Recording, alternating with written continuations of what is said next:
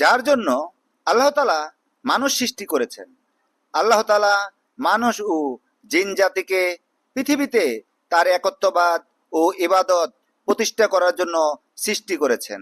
আল্লাহ তাআলা বলেন, আমি নবমণ্ডল, ভূমণ্ডল ও অত উভয়ের মধ্যবর্তী সবকিছু ক্রিয়াচ্ছলে সৃষ্টি করিনি।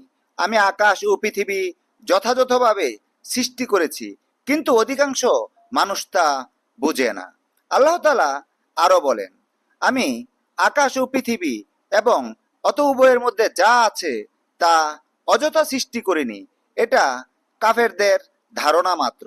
আল্লাহ তাআলা আরো বলেন, আল্লাহ আকাশ ও পৃথিবী যথাযথভাবে সৃষ্টি করেছেন এবং তাতে প্রত্যেক ব্যক্তি তার উপার্জনের ফল পায়। তাদের প্রতি জুলুম করা হবে না।